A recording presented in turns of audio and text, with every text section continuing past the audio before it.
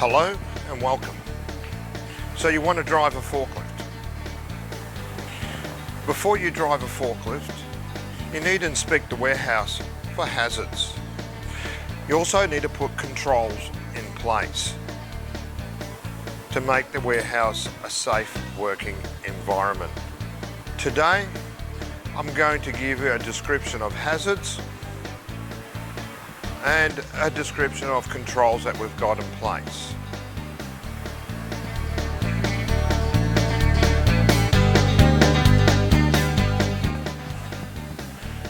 You can always make up a list of hazards within the warehouse to look for. In my hand I have a list of hazards. The first one on my list I have is doorways. So what I do is I walk in the warehouse, I look around the warehouse and I can see what doors are in the warehouse. Why would I look for doors? I would look at doors because people come in and out the doorways, where I would need to use my horn to let people know where I'm going. People can blindly walk through doors, so I have to be cautious of going through doorways. The amount of doors I've got in this particular warehouse are 6. I've got 3 roller doors. I've got 2 exit doors. I have also 1 internal door.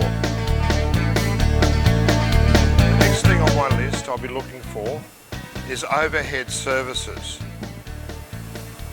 Now there's plenty of services in this warehouse you've got to look for, including your own warehouse.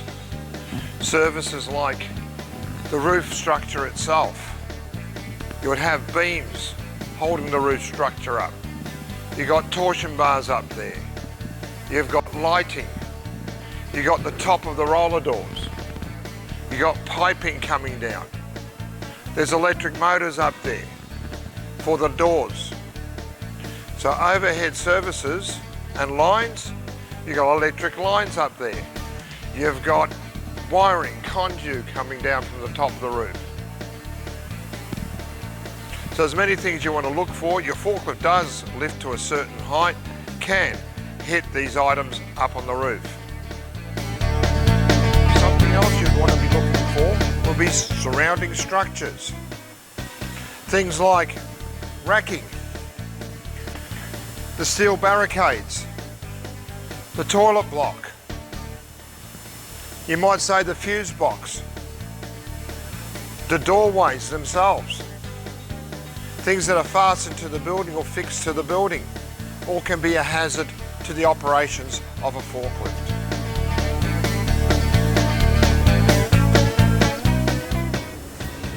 We also have equipment in the area. The forklifts. We've got more forklifts over that area. We've got a truck tray there. We have a truck in the area. We have a gurney, a water pressure cleaner. We have an air compressor there. We've got a battery charger over there for the electric forklift. So there's equipment in the area that we need to look out for as we're using forklifts. Another hazard that you should be looking for would be pedestrians in the area. Pedestrians could be coming from anywhere. They could be on the pathway, they could be coming through doorways, they could be coming through odd places like blind corners. But pedestrians in the area, you need to be aware of how many pedestrians in the air, where they're working, and roughly what they're doing.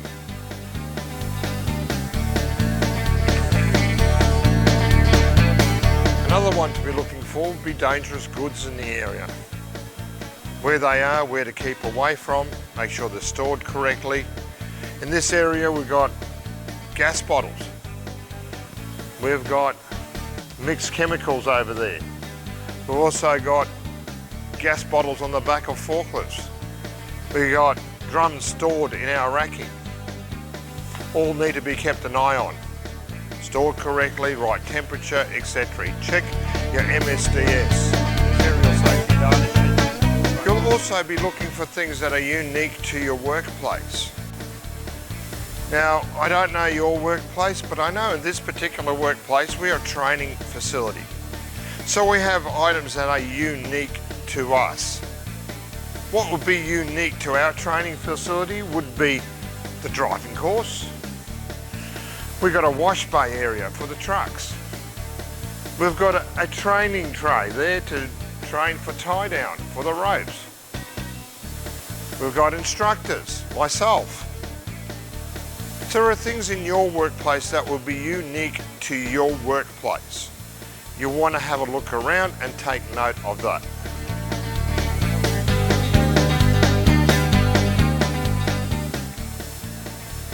Another thing on my list would be vehicles in the area. Vehicles you have to keep an eye out for would be the semi-trailer in the wash bay. We've got an order picker there. We've got other forklifts in the area. We also got cars parked in the doorway, which have potential to come inside the warehouse.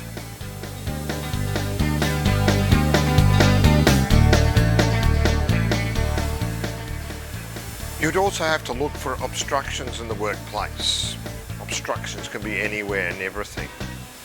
Obviously it's a bit ambiguous in obstructions, but you look at everything in the warehouse can be an obstruction.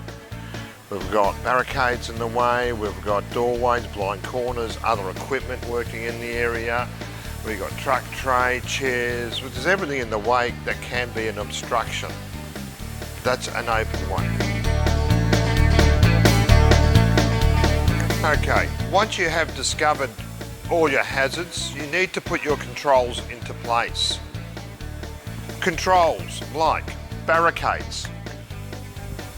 Controls like your walkway. Where are people going to walk so they stay out? You may need to set up exclusion zones.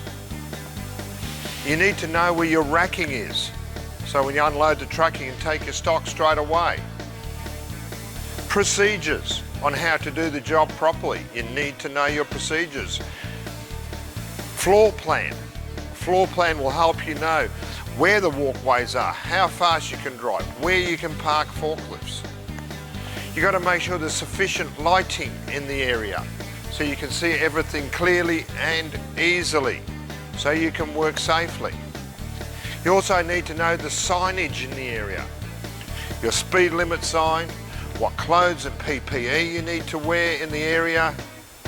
If you need any other peripherals like vests, hearing apparatuses, earmuffs, earplugs. So you need to know where all your controls are, where your doorways are. You need to know all your controls, and you need to know all your hazards in the area so you can work safely.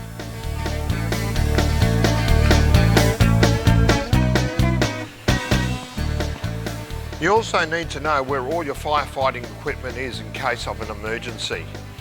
Now, I've got firefighting equipment here, you've got fire hydrants, you've got hoses, what equipment do you have on your vehicles, and where they are in the building. So you need to know in this particular building we've got 5 pieces of firefighting equipment.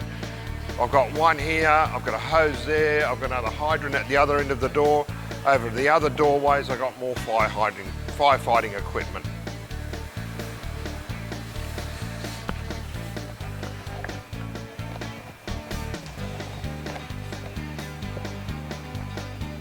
Thank you for watching. I hope this has helped you achieve your target of becoming a forklift driver.